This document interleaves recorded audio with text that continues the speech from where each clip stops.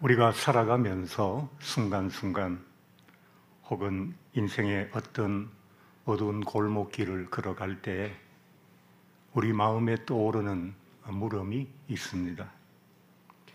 특히 심각한 어려움에 처하거나 힘든 삶이 계속될 때 울컥울컥 속에서 치받고 올라오는 이 물음의 큰 덩어리는 인생이란 단어입니다.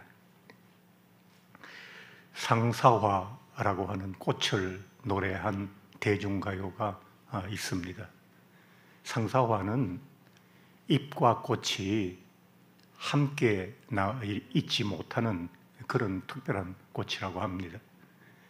잎이 져야 꽃이 피고 꽃이 져야 그 잎이 말랐던 잎이 다시 돋아난다는 거죠.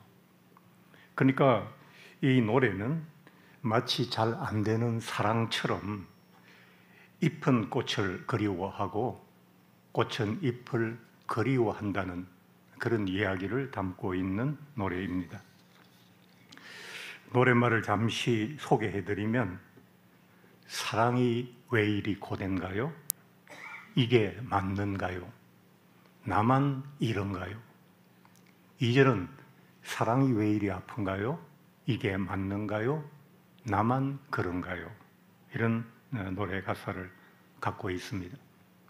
이 노래 가사를 잠시 빌려서 우리의 속을 치받고 올라오는 물음을 표현해 본다면 인생이 왜 이리 고된가요? 이게 맞는가요? 나만 그런가요? 인생이 왜 이리 아픈가요? 이게 맞는가요? 나만 그런가요? 라는 물음으로 만들어 볼 수가 있을 것 같습니다. 우리가 누구를 향한 것인지 불분명한 이런 항의성 물음을 우리 안에서 내뱉어 보지만 결국 답하기가 어려워 인생이라는 탄식으로 끝나버릴 때가 너무나도 많습니다. 그리고 목구멍을 타고 올라오던 그 물음들은 다시 내 속 깊은 곳으로 숨어버리게 되지요.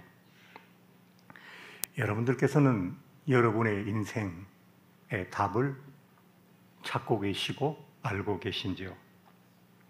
인생이 무엇일까요? 어떤 사람에게는 참 즐거워 보이는 이 인생이 왜 이렇게 힘들까요? 나는 제대로 살고 있는 것이 맞을까요? 오늘은 이런 이야기를 여러분들과 나누어 보고 싶습니다. 교회가 아니면 어떻게 이런 이야기들을 끄집어 내놓을 수가 있겠습니까? 요즘 이혼 소송과 1조 3천억 원이라고 하는 거액의 재산 분할로 화제가 되고 있는 노소영 씨가 이런 말을 했답니다. 세상 사람들은 자신의 이혼 소송을 가십거리로 만들어서 입방아를 찍고 있지만 정작 자신은 남편의 부종으로 지난 30년간 남들이 알지 못하는 엄청난 고통을 혼자 겪었다고 했습니다. 때로는 너무 힘들고 아파서 소리치며 엉엉 울었다라고 했습니다. 대통령을 아버지로 가졌었고 한국 최고의 재벌 회장을 남편으로 둔 노소영 씨. 사람들은 그가 미치도록 행복했을 거라고 생각했겠지만 실상은 그렇지 않았습니다. 저는 여러분들과 함께 인생이 무엇인지 풀어가면서 바로 이런 것이 인생이다라고 말씀드리고 싶습니다. 모두가 부러워할 화려함과 사치스러움을 안에 담고 그러나 남 모를 고통에 힘겨워하는 것, 그것이 인생입니다. 그런데 이런 고통은 노소영 씨 한 분에게만 일어났던 아주 특별하고 예외적인 일이었을까요? 아닌 것 같아요. 역시 아버지를 대통령으로 가졌었고 자신이 대통령이 되었던 박근혜 전 대통령은 2017년 3월 10일 탄핵을 당해서 대통령직에서 파면되었습니다. 4년이 넘는 감옥 생활, 수감 생활을 했고 아버지와 어머니를 총탄에 잃은 그 아픔을 그 역시 아픈 감옥 생활 속에서 수없이 되씹었을 것이라고 생각합니다. 그는 유업을 이으려고 대통령이 되었지만 그 길은 영광스럽고 보람된 길이 아니었습니다. 그는 버림도 당했고 배신도 당했고 여인으로 감당할 수 없는 수모도 당했고 수감 생활의 고통도 당했습니다. 영광을 찾아 나섰지만 몰락을 맞이하는 것이 알 수 없고 예상할 수 없는 현실, 이런 것들이 바로 우리의 인생입니다. 이 두 분만 그랬습니까? 노무현 대통령은 임기를 마친 후인 2009년 5월 23일 스스로 바위에서 뛰어내렸습니다. 아픈 한국의 현대 정치사를 논하려고 하는 것이 아니라 이것이 인생이다라는 말씀을 여러분에게 드리는 것입니다. 한때 사랑도 받고 극적인 승리의 기쁨도 있었습니다. 그래서 사람들의 주목과 박수도 받았습니다. 어려움이 있었지만 그래도 자신의 역할을 마쳤고 전원에서 평화롭게 살아가려고 했던 그는 스스로 몸을 던졌습니다. 물론 앞서 언급된 이 세 분들에게 한때 많은 영광이 있었고 즐거움과 보람도 그리고 행복도 있었을 것입니다. 그러나 인생은 우리들에게 그렇게 좋은 것들만 계속 공급해 줄 만큼 호락호락한 것이 아닙니다. 반전과 역전과 급변이 얼마든지 가능한 것이 우리의 인생입니다.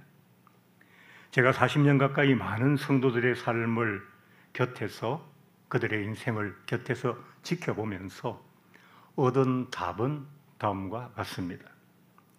인생이란 고와 낙의 이진법으로 엮어내는 삶의 여정이다 라고 생각합니다.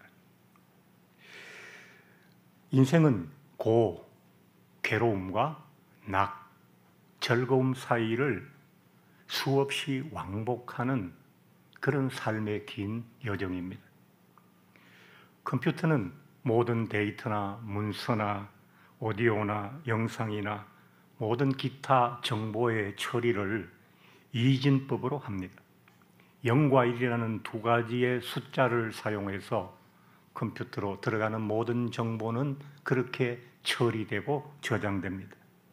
예를 들면 0101, 이건 어떤 단어나 어떤 영상이나 어떤 문서를 표현하는 거예요. 한자를 표현한 거지만 또 어떤 거는 0001이 될 수도 있고 1110이 될 수도 있고, 그러나 어떠한 정보도 0과 1이라는 숫자를 벗어나지는 않습니다. 컴퓨터가 얼마나 복잡한 겁니까? 근데 막상 그 내막을 들여다보니까 너무 단순한 시스템으로 되어 있는 거죠. 인생도 마찬가지입니다. 인생은 고와 락, 괴로움과 즐거움이란 이진법이 만들어내는 삶의 여정이잖아요. 컴퓨터 이야기는 어려우니까 다른 이야기를 해보겠습니다. 시골에서 천을 짤 때 배틀에, 저는 아주 어린 시절 시골에서 삼배를 짜는 그 배틀을 본 적이 있어요. 나무로 복잡하게 얽혀있는 그 배틀 위에 두 개의 실을 가로와 세로로 이렇게 배열을 하지요. 세로로 내려오는 줄을 시줄이라고 말하고 가로로 옆으로 눕는 줄을, 그 실을 날줄이라고 말합니다. 시줄을 기본적으로 몇 줄을 깔아놓고 그 북틀이라고 그러냐요. 이 실을 많이 담아놓은 그 나무로 만든 틀이 좌우로 왔다 갔다 하죠. 한 번 갈 때마다 한 올의 천이 짜여지는 거죠. 어떤 천도 이 직조의 방식을 뛰어넘은 경우가 없어요. 요즘은 공장에서 배를 짜지만 이 기본적인 틀은 지금도 똑같아요. 여러분 삼배천을 보시면 수없이 가로 세로로 짜여져 있는 수많은 실들을 보시지 않겠습니까? 그러니까 천이라고 하는 게 얼마나 다양합니까? 여러 가지 무늬가 있고 온갖 색깔이 다 있지만 그걸 직조해내는 방식은 가로 세로 줄이 교차하는, 실이 교차하는, 그게 단순하다는 거예요. 세상에 80억의 인구가 살고 있고 수많은 인생이 있고 다양한 그런 삶이 존재하지만 결국 그 근본은 뭐냐 하니까 고와 낙이, 고라고 하는 시줄과 낙이라고 하는 날줄이 서로 교차되어서 우리의 인생이라고 하는 삶을 엮어 나아가는 것입니다. 그렇기 때문에 낙이, 즐거움이 먼저 온다고 행운이라고 말하기 어렵고 괴로움이 먼저 찾아온다고 몰락이라 할 수 없다는 이야기입니다. 결국 이 괴로움과 즐거움은 수없이 교차할 것이기 때문입니다. 우리가 알 수 있는 것은, 할 수 있는 것은 다만 낙은 누리고 고는 견딜 수밖에 없다는 것, 그 외에 다른 방법은 없는 것 같습니다. 그러므로 여러분들께서는 자신의 인생을 너무 좋은 상태로 유지하기 위해서 너무 고민하시지 마시기 바랍니다. 아무리 노력에 노력을 더해도 자기 인생을 100% 즐거움으로 구성할 수 없고 아무리 내버려 두어도 내 인생이 오직 100%의 고통으로만 되어지지도 않는 것이기 때문입니다. 제가 오늘 여러분에게 인생에 대해서 말씀드리고 싶은 것은 다만 우리가 우리 인생을 이해할 때 반드시 놓치지 말아야 할 것은 뭐냐 하니까 고와 낙으로 점철된 우리 인생에 하나님이 개입되어 계시다는 사실입니다. 본문을 다시 읽고 하나님께서 개입되어 계신 우리 인생 이야기를 좀 더 계속해 보겠습니다. 우리가 잠시 받는 환난에 경한 것이 지극히 크고 영원한 영광에 중한 것을 우리에게 이루게 함이니 우리가 주목하는 것은 보이는 것이 아니요 보이지 않는 것이니 보이는 것은 잠깐이요 보이지 않는 것은 영원함이라 라고 되어 있습니다. 우리가 각자의 인생에서 누리는 즐거움은 우리에게 만족과 행복을 줄 것입니다. 그렇다면 고통과 괴로움을 주는 우리 인생의 고는 우리에게 필요치 않은 것일까요? 바울은 고린도 교회 성도들에게 우리 인생의 괴로움이 우리에게 가져다 주는 것에 대해서 지금 말하고 있는 겁니다. 바울은 인생에서 당하는 괴로움은 우리가 느끼고 우려하는 것만큼 그렇게 큰 것이 아니다라고 지금 이야기하고 있어요. 우리가 이제 고통을 느낄 때 말입니다. 저 멀리 내가 알지 못하는 사람, 그냥 신문이나 뉴스를 통해서 보는 사람의 고통과 바로 내 부모, 내 형제, 좀 더 가까이 있는 사람의 고통과 자기 자신의 고통의 느낌이 똑같을까요? 그렇지 않습니다. 우리가 고통에서 가장 크게 느끼는 것은 각자 자신의 고통입니다. 나의 감기는 상대의 폐암보다 내게 더 훨씬 우려스럽고 염려스럽고 더 아픈 것이거든요. 그런데 바울은 지금 뭐라고 얘기하느냐 하니까 여러분이 삶에서 죽을 것 같다고 느끼는 그 고통을 너무 그렇게 여러분의 느낌처럼 큰 것으로 너무 심각한 것으로 받아들이지 말라고 그랬어요. 그걸 바울은 뭐라고 표현했는가 하니까 환난에 경한 것이라고 그랬어요. 경한 것은 가벼운 거잖아요. 작은 거잖아요. 그러니까 그 환난에 가벼운 것을 너무 고통스럽게 너무 나만 당하는 것처럼 너무 죽을 것처럼 그렇게 우려하지 말라는 거예요. 그런 뜻이 환난에 경한 것이라는 표현 속에 들어있는 거예요. 그러면서 바울은 뭐라고 그러냐 하니까 이 환난에 경한 것이 영광에 중한 것을 우리에게 가져다 준다고 그랬어요. 영광에 중한 것이 무엇이라고 했어요? 오늘 바울은 그 뒤쪽에 이어지는 말씀에서 환난의 작은 것이 영광의 크고 무거운 것을 우리에게 가져다 주는데 그 영광의 중요한 것이 뭐냐 하니까 보이는 것은 잠깐이요 보이지 않는 것은 영원하다는 진리를 우리가 깨달을 수 있게 해주는 것이 뭐라고요? 인생의 괴로움이라고 지금 설명하고 있는 것입니다. 보이는 것은 잠깐이요 보이지 않는 것은 영원하다는 이 진리는 우리 기독교 신앙의 전체가 이 진리 위에 서 있다고요. 여러분들께서 보이는 것은 잠깐이요 보이지 않는 것은 영원하다는 새로운 가치를 찾고 그것을 여러분의 삶에 담지 않는다면 여러분은 세상 사람과 똑같을 것이고 이 신앙을 가졌으므로 달라지는 것도 별로 없을 것이고 여러분들께서 인생에서 느끼는 느낌도 예수 믿기 전과 혹은 믿지 않는 사람과 동일할 것입니다. 그렇게 되면 인생에서 즐거움은 너무 적고 괴로움은 너무 많다는 편견에 빠지게 될 것입니다. 인생의 괴로움이 우리로 하여금 보이지 않는 영원한 것에 대한 새로운 가치를 발견하게 하고 그것을 품고 살 수 있도록 해주는 인생의 촉매제가 된다고 바울은 지금 이야기하고 있는 겁니다. 괴로움을 내 인생이란 바구니에 담고 실험하던 중에 인생은 참으로 짧고 작고 덧없는 것이로구나 라는 사실을 바울은 깨닫게 되었습니다. 그로 인해 보이는 것들에 대한 집착을 그는 벗어버리고 보이는 것들에 대한 영향을 줄이고 그리고 보이지 않는 영원함을 사모하고 바라보며 살게 되었다고 자기의 인생 고백 겸 신앙 고백을 지금 우리에게 하고 있는 것입니다. 사랑하는 성도 여러분, 평생을 인생 생각을 많이 해온 목사인 저도 여러분의 인생사를 일목요연하게 설명드릴 수가 없습니다. 인생은 하나님께서 창조하신 인생들에게 깃들인 다양한 삶의 행적이기 때문입니다. 그 케이스를 다 교집합해서 일목요연하게 정리해서 어떤 결론을 말씀드린다는 것은 세상의 어떤 사상가나 철학자도 말하기 어려울 것입니다.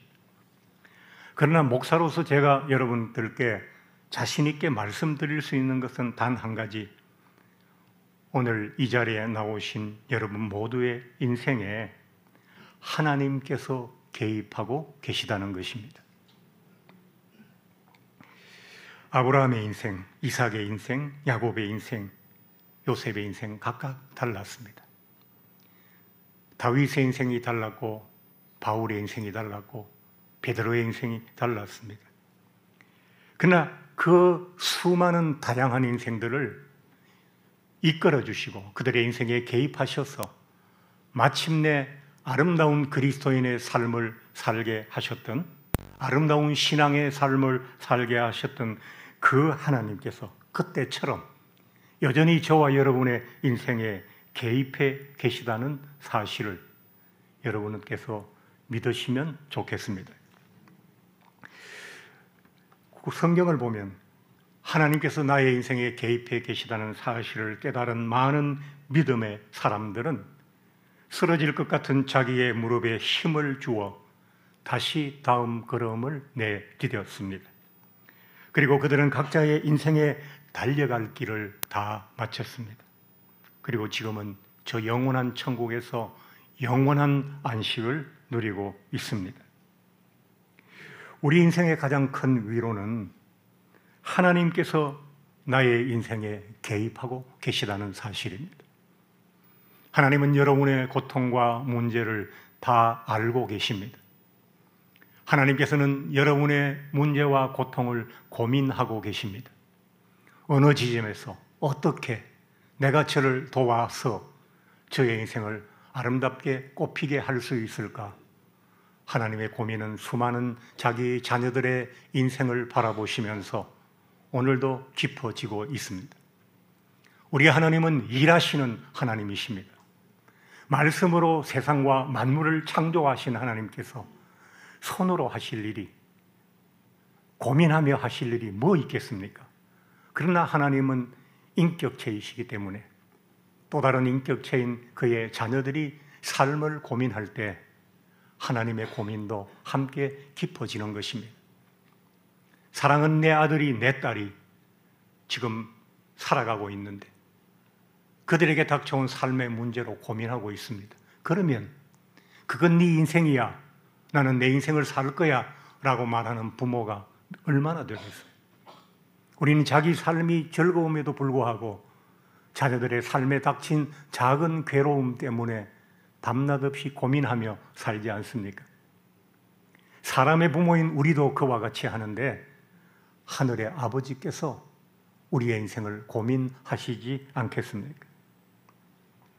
저는 제 삶의 다음 장이 걱정되거나 오늘의 현실이 너무 염려될 때마다 이 생각을 합니다. 하나님이 내 인생에 내가 예수 그리스도를 구주로 고백하는 순간, 아니 창세전에 그리스도 예수 안에서 하나님께서는 이미 내 인생에 개입되어 계신다. 그러므로 하나님이 고민하실 것이다. 하나님이 고민하시는데 내가 나까지 또 고민하는 것은 지나치다. 저는 그래서 그런 고민에서 빠져나올 때가 많이 있었습니다. 하나님께서는 전쟁이 나면 자동적으로 개입하는 한미 상호 방위 조약보다 더 튼튼히 우리 인생에 개입되어 계십니다. 그를 믿고 의지하면서 저 시온성에 이를 때까지 여러분의 걸음을 힘차게 계속하시기 바랍니다. 여러분들 중에 인생의 낙을 지금 살고 계신 분이 있습니까? 지금의 인생이 즐겁다. 그 즐거움을 누리셔야 됩니다. 즐거움을 누리는 것은 선택이 아닙니다. 하나님께서 주신 인생의 즐거움을 누리는 것은 하나님에 대한 공경이요 의무입니다. 그러므로 주변의 눈치를 보시지 마시고 하나님께서 여러분에게 주신 즐거움을 누리시기 바랍니다. 누리되 가끔씩 인생의 괴로움의 자리를 지나가고 있는 이웃과 형제들을 생각하시고 그들의 손을 잡아주시고 마음을 쓰다듬어 주시면 되겠습니다. 오늘 날씨가 너무 무더웠습니다. 지난 몇 주 동안, 여름 동안 여러분들에게 설교 시간을 10분이라도 줄여서 짧은 설교를 드리려고 했는데 목사가 나이가 들다 보니까 말이 많아졌습니다. 오늘 이제 말씀을 마치려고 합니다. 하나님께서 여러분의 인생에 개입되어 계시고 여러분과 함께 계십니다. 그 말씀을 믿으시고 힘차게 나아가시기 바랍니다. 그런 여러분들이 되시기를 주 예수 그리스도의 이름으로 축원합니다.